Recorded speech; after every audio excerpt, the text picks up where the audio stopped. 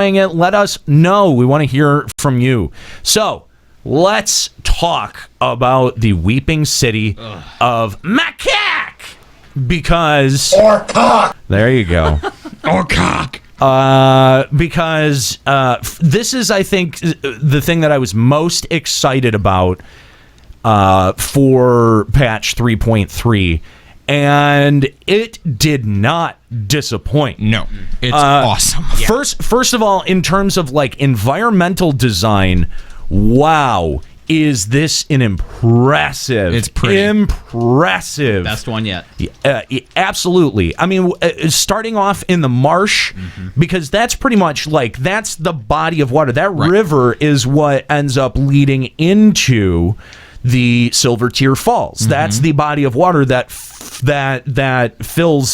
Silvertear Falls and the Keeper of the Lake, all of that water. And so, what is it? The Yafim Saltmoor is basically just northwest of where Mordona is. And working your way through the ruins, as you're working your way towards the pyramid, just beautifully designed ruins, some very cool, not interactive environments, but animated environments. It's just so varied as you go through it, and I think that was really, really good. I totally agree, because the way that it starts just out in sort of marshland, and then very quickly moves to ruins, and then you move through ruins into the pyramid, and then you get that distinctly Void Ark sort of design, and then you get to Ozma, and it's like mind-shattering. Yeah. It's amazing how well the first time that we did Ozma, first of all, my frame rate went to shit walking in there. It was like my computer was like, hang on, I got this. Wait, no, I don't got it. Wait, okay, I got it. Then we started fighting Ozma, and it's like, okay, hold on. I got it. Then Ozma changed forms, and then it's like, I don't got it. And Ozma completely disappeared, and I wiped the raid. Nero's computer is like, hey, you said you were playing 14. It really is a gorgeous fight, and the way that they use the second zone in Ozma, brilliant. It's sort of like if you think of Cerberus in World of Darkness. Yeah. It's like that mechanic, except everyone gets sucked in. Yeah. And the second zone that they have is gorgeous. The other Ozma that they have that you have to fight in there you can see through it. It's so cool. So cool. Yeah. And then just the whole battlefield, it's not a square, it's not a circle. It's just It's a donut. It's a donut. It's a donut. It's a donut. And we saw a couple of different takes on battlefields in this expansion, or in this patch. The race dogger fight. Very different. Sorkai, We're gonna get there. Yeah, so well, yeah. Cool your tits. I Okay? know. Quit jumping. I know. I'm just saying. It's Quit jumping ahead of me. Jeez. Good God. And the best part about Ozma is that, it's a donut fight, but then also the environment changes. Yeah. Into, granted, 3 squares and then I don't know, what is it? And it changes half a couple circle? times though. It's not so static. It's less boring that way. But and that's the thing, is that the fight itself is dynamic. Yeah. The fact that you're reacting to Ozma's shape changes and phase changes, and that they're random, they don't come in any specific order, is a brilliant design on Square Enix's Yeah, it was funny. part. We wiped 3 times, and it was always the same order the first 3 times, and the 4th time when we actually cleared it, we're like all preparing for the triangle, and then it turns into the cube, and we're like, what the fuck? Yeah, you can't. This is not what happened the first 3 times. You can't pre-move for it, which is great, but it also gives you just enough time to be able to react to it. So it's not razor thin mechanics, but it is tighter mechanics than most people are used to if you're only used to running dungeons or only just ever running Void Ark. We've talked about how using RNG can keep things fresh and make fights more fun. It's a great example of it. I totally agree. And then we have the final boss fight that is, I don't remember her name. Califistri or whatever? Califistria? Is that Something it? like that. That was hairdresser. scary, wasn't it? Whatever it is. The hairdresser. Now, the what I find interesting about this fight is not the actual fight itself, but we had talked about them, the three statues. They look like statues that are chained up kind of in the corner. I don't think they're statues. They when we were looking at them on stream, either it was Kahlo or someone in the chat had mentioned that they kind of look a little bit like some of the icons, larger inhabitants of the Crystal Tower. Oh yeah. So possibly Alligans. I mean, Zand is way bigger than us, and I see that's the thing. I'm very curious about that because they look a little bit like not Zand, but what was the Amon? Not Amon, the one before that. Oh, the monk. The one where you got to jump platforms. Yeah, That douche. that guy. He doesn't have a real name. He does. Well, can you pronounce it? It's like G's and Z's and L's and I don't remember what it is. maybe an E. Are you sure about that? Something like that. Okay.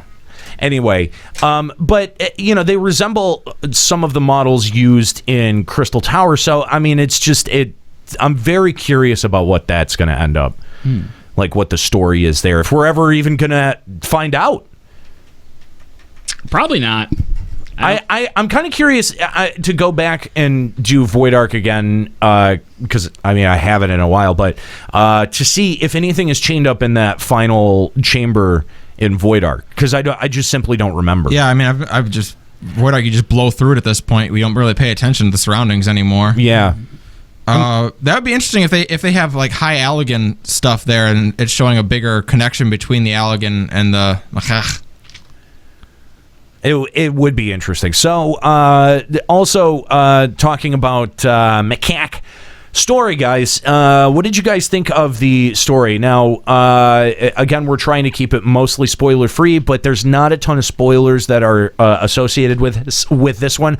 I thought it was weak. Yeah. Yeah. Definitely. I feel like they built up that red chick as like a super badass, and then again she becomes a damsel, and that bothers me. Yeah, totally. That bothers me. Yeah. You're absolutely right. She was so intimidating and scary the first go around, and this time she's like a nothing. She's nothing. Yeah, Nothing like she was in the thing in the past. Yeah. In the last. Like she needs thing. rescuing. I'm like, what is the point of her character then? Yeah. And no, there was absolutely no progression in like the Void story portion of it. It really only focused on rescuing Boobs McGee. Yeah, it wasn't nearly what Crystal Tower was or Circus Tower was to that storyline. Man, this is like basically what happened in the first tier of the raid of fucking Alexander. Like how basically nothing happened. Nothing happened in Void Arc 2. Yeah. Yeah, I'm sort of concerned that, because Crystal Tower's story was so good and actually gave us, a lot of exposition on the world. And granted, they took us to a really cool location in this one, but I feel like we didn't get as much exposition about Eorzea as even we did with the Crystal Tower storyline. And I'm sort of concerned that some of the narrative qualities have started to fall off given especially Alexander and now the continuation of Void Arc. Especially considering like all the opportunity they had, because considering we went to the Weeping City of Mhach, whatever place it was. What was it called? Macaque? No, the what? Amdapor? What? Whatever the swamp is called. Oh, the Yafim Salt War. That's it. Yafim Salt, whatever. Yeah. I mean, it's basically just a new location on the map, and that was a civilization that was destroyed back in, I think, the 5th. Yeah, so that would have placed it right with the Amdapori, and obviously with Diabolos being involved, and now I guess I will hold his name back, but the other, who seems to be conspiring with Diabolos, also involved. I like how terrible at his job he was. I know. Failed. I think that's within his character, and I thought that was wildly appropriate. But I think, given the presence of both of them, that there's definitely going to be a heavy Amdapori connection with all of this moving forward. So I don't know. I'm interested, I guess, in a more contextual way, but I really feel like they did drop the ball with not only Boobs McGee, but also the dude. I feel like the guy, like, he's an asshole. Mm-hmm. Like, I walked away from it going like, dude, that guy's a dick. I don't like that guy. I'd rather hang out with Boobs McGee, But the one thing that I will give them is the area that you go to when flagging quests, like that like Sky Fort thing that they have. Oh yeah, that is so fucking cool. Yeah, it's an airship built on top of an island. That is so fucking cool, and I believe Kyle brought this up, but I want player housing like that. That would be awesome. Yeah. That would be badass. You want to solve the plot, the housing crisis. Yeah, the housing crisis. Yeah, you want to solve the housing issue. Then get sky plots. Just house up in the sea of clouds. Make it in an instanced area. Yeah, that'd just be like. I think it'd be cool if you could eventually turn your airship into a house. Isn't that what they did in WildStar? I don't remember. It's just have housing. Does anyone care? Did anyone care about that game ever? People love the housing in that game. So. Whatever. If you're gonna love something, if it's housing, your game has a problem. Even the item that they found in that dungeon. Well, that's a MacGuffin. It is. They didn't do much with it. I actually thought it was really cool how, the last boss, Califistry or whatever, was basically using the MacGuffin against us, and then we beat her, and then we take it. And we take it. Yeah. I thought that was actually really cool, because that never happens in dungeons where the bad guy is guarding something. But if I was a bad guy and I was guarding something, I would use the something I'm guarding to help me protect the something. Fair enough. Mm-hmm. If it has power, why not use it? Right? Yeah. Good point. It is weird to have a patch come like this and kind of on all fronts, the story's kind of the weaker side of it. That's not FF14. It is strange specifically for FF14. Right. Usually it's the gameplay is but the story is great. Yeah. This time the gameplay, almost on all accounts, is really good. But it's following in the footsteps of everything that's happened in this patch. In this whole cycle, like I've been saying, everything's falling flat. I don't want to say that that's 100% objectively true, but we're getting close to it. I don't want to agree with the intern. Yeah. So I'm gonna say that was my idea. It was your idea. Good job. All right. So let's talk about the difficulty of Mhach. You mean the difficulty of Ozma? Not just Ozma. The fight before boss. it. No, That's true. well, the first. I haven't. The only ones we wiped on were Ozma and the final boss. The other ones were easy peasy. No, I've had parties wipe on the second boss. I've wiped on every single boss twice to 4 times, but I don't think I've ever wiped on the first one. I don't think I've ever wiped on the spider. I think I wiped one. Well, did I wipe on the boss? Some parties don't Actually, understand no, I that didn't. one whole party has to go down underneath to help everybody else out that's fallen, and that's where we usually wipe. Right.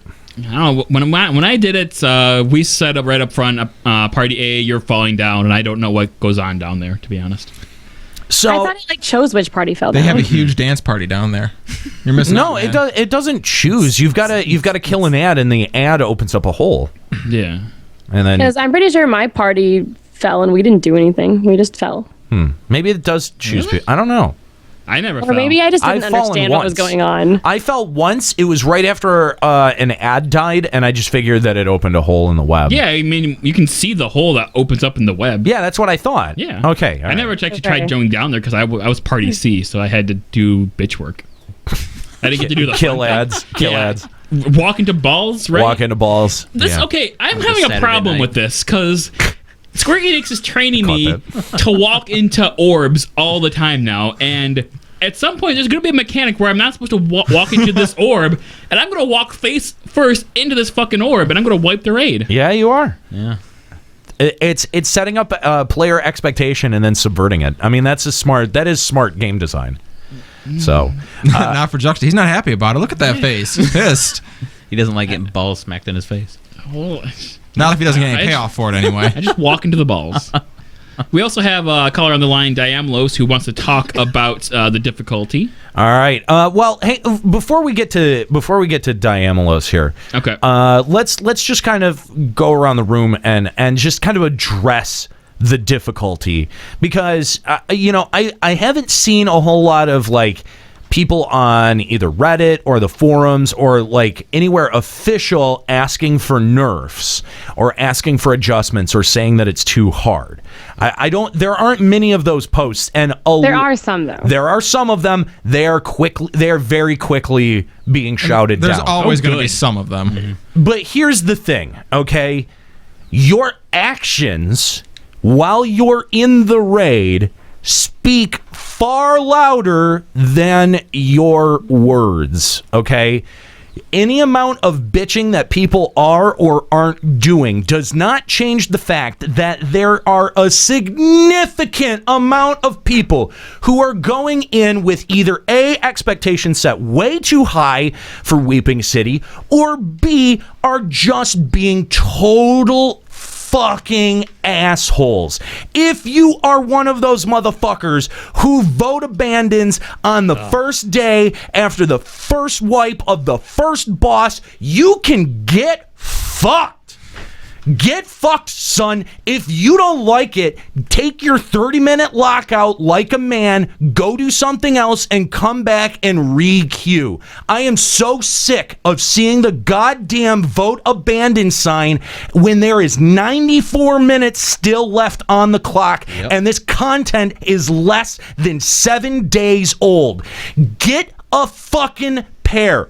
Grow some goddamn balls.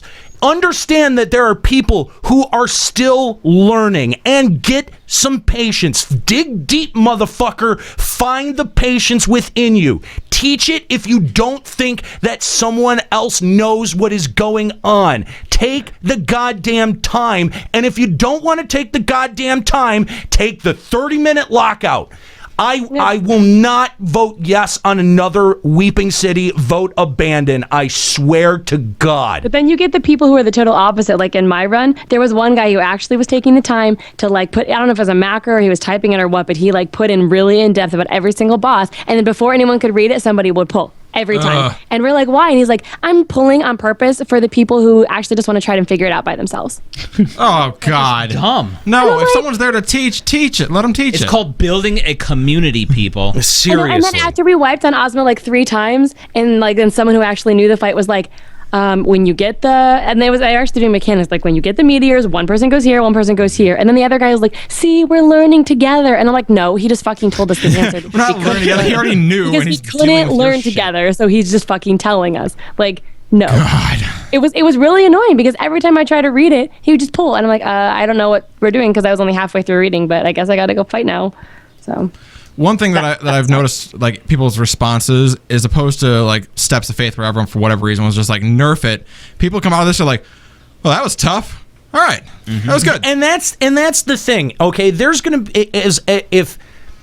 First of all, I have no angry words for Square Enix. Square Enix, you are completely off the hook when it comes to the difficulty that you implemented that is with not 3.3. It's not often that happens, okay? But you are completely off the hook. Now, if you change it, I will have words for you. But eat my dick. And they may be somewhere along those lines. But the thing is that it is a very, very well-tuned fight, and I think as long as you hold to it, Square Enix, as long as you hold to it, in the end, you will see the community start to get better at fights that are more difficult. I think that this is a great way to start getting people to look at raiding again, because there is a significant amount of communication that you have to do, at least for the first 2 or 3 weeks, to be able to get past these fights. And if they don't lighten up on the mechanics,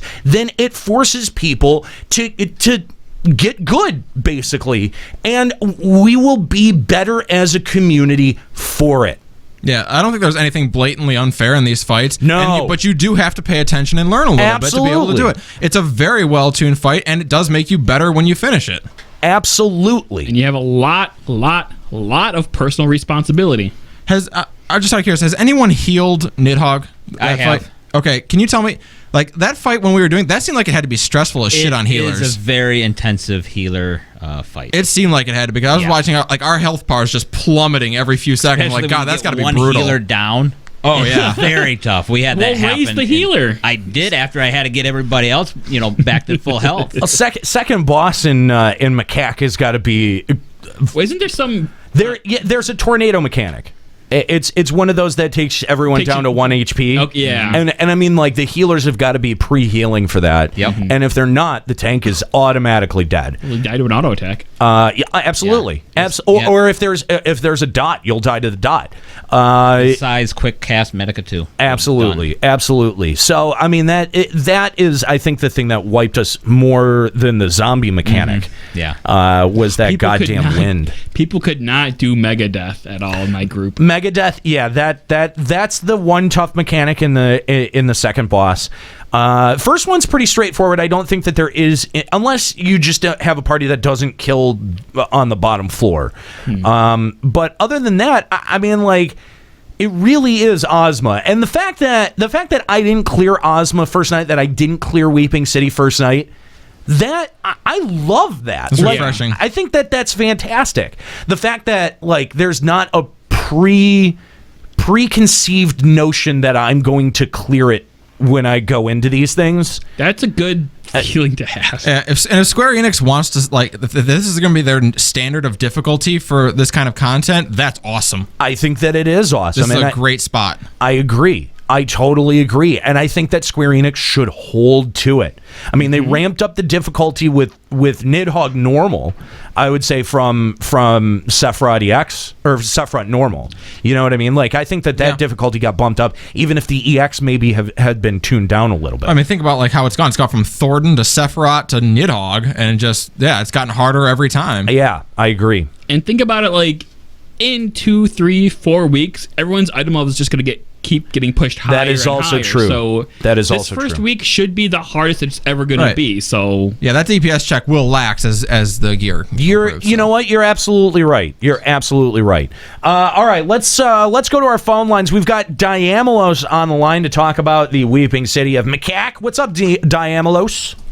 Hey, I pretty much agree with everything you guys have been saying. All right, well, thanks for having us. That's a great call. All right, see you later. This is the first 24-man where I'm not falling asleep 10 minutes into the raid. It's true. I mean, it really does kind of force you to pay attention, if nothing else. Because, like, how many fucking mechanics can you face roll in? Void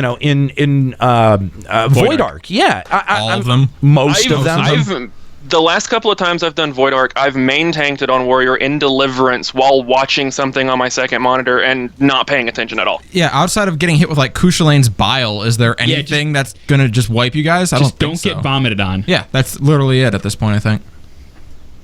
Totally agree. The first time I went into Mhach, though, I had this Dragoon that kept dying, and it was funny until we got to Ozma, where he stacked meteors 5 times and wiped the raid every single time. We ended up having to abandon with 10 minutes left. Oh, couldn't you vote dismiss him for sucking? Like, if it was just him wiping, just vote dismiss him. Yeah, there you go. Vote dismiss him for harassment. It's like I get, like, learning, but either the guy was just not paying attention at all or was really dedicated troll. We had... In our Nidhogg fight, we had a black mage who was literally wiping on everything, just dying over and over again. And in the third fight, I'm like, all right, I want you to stop focusing on your DPS. I want you to just slam buttons and literally just watch where you're standing. Just watch and pay attention to that. And 2 fights later, this person was dodging all the shit and back doing their DPS again. So you gave the Piccolo speech to Gohan. Dodge! Exactly. I've actually been trying to do X, and that seems to be the biggest problem people have is dodging, because most of the stuff that has indicators in story mode don't have indicators in X. Oh, interesting. That's an interesting... So you have to pay attention to what he's casting and where he's at. Wow. I kind of like that. Yeah, I do too. Yeah. That's kind of a neat... I want to strangle whoever came up with the stand and circle strategy, because every time there's one guy. It's like, we need to stand in circles. Like, no, you need to DPS harder. Okay, no, you see, that's the thing. Like, Square Enix is training us to stand I've in never even circles. heard of that. What are you talking Training about? us to run into balls all the time. The true. circles in Nidhogg. Yeah, when he does his ult, he puts all those circles down on the ground, and everyone thought you have to stand in them. It's literally a Oh, circle. well, we never thought that. It's literally a circle of circles. What are you supposed to think? It's like the most circle thing you can ever have. Oh, I don't know. You're not wrong. You're not wrong. And there's still people who don't know what the stack arrows mean, even though this is like the fifth or sixth come fight on. that have them now. That graphic has been in so many fights. Like, there is no excuse not to know the stack. They made it obvious, and they've made it the same graphic between every fight. I mean, they really did make that so obvious because they easily could have just had Osborne go off. Arrows on it. They could have easily They just made put you fucking arrows on it. I swear to God, if I see one more person that's marked with the thing and everyone's grouping in and they just take the mark all the way out, just bye, Felice. Just wave, everyone wave goodbye to them and never raise them again. Leave them dead for the rest of the fight because they're useless. Oh my God. How do you not know this by now? Because they easily could have just said, hey, you have to figure out that everyone's supposed to split damage for Akmor. But no, they actually put in the freaking arrows. Yeah. I don't know. It's fine. Or he's just a really good troll. Just stand in the goddamn circle. Jesus. Anyway, Diamelos, thanks for the call. You got any shout outs today? I mean, not really. Everyone I know is on Sargentanis now, so Yeah, that's where the party's at. That's what's you up. You heard it here first. Shout out to LBR Free Company. That's what's up. there you go. I got my friend who came back to the game for 3.3 to transfer over, so. Well, there you go. Cool. Well, thanks for the call, Diamelos. If you'd like to call Limit Break Radio on Skype, 810-515-8715, limitbreakradio.com/Discord if you want to call in on Discord. If you'd like to shame the FF14 community as well for their quivering cowardice fucking vote abandons, then go for it. We would love to hear from you. Limit Break Radio on Skype, 810-515-8715, limitbreakradio.com/Discord. What do you guys think of the armor, like the rewards? It's good. I mean, it's better than Void Arc. It's not bad. It's not bad. Nika, I'm sure that you like it. Yeah, they're all right. Like, it's paladin-y. I mean, for tank. Yeah. I definitely like the tank piece, and I like the bell-bottom pants for the mages. Really do. I'm gonna get those. Yeah, the bell-bottom pants are cool. I have to work with those. I have to make those work somehow. My first piece I got was the tank body, though. Oh, really? Yeah. It hasn't worked since the 80s. That's what you think. That's because I haven't brought it back. Do you know who I am? I'm a community figure, okay? Juxta's going to be there in those tight-ass jeans with the bell-bottoms next episode. Oh, God, no. I wore those pajama pants that have, like, the plaid pattern on them. Those were pretty sweet. Can we get Juxta a pair of parachute pants? MC Hammer pants. Or do you mean like raver pants from like Hot Topic circa 1996? No, I want straight out of Aladdin parachute pants. Right. All right. I have those. Do you? I might not be wearing them right now, but yeah, that's the Thavnarian pants. No, I want them in real life. Yeah, for you. no. I want you to wear them next episode. Oh yeah, I can do that. No problem. Yeah, I got to buy them, but yeah, that's no. I feel like they wouldn't breathe very well, and just by the end, it would be like it would sort of be like the heat of a microwave hot pocket.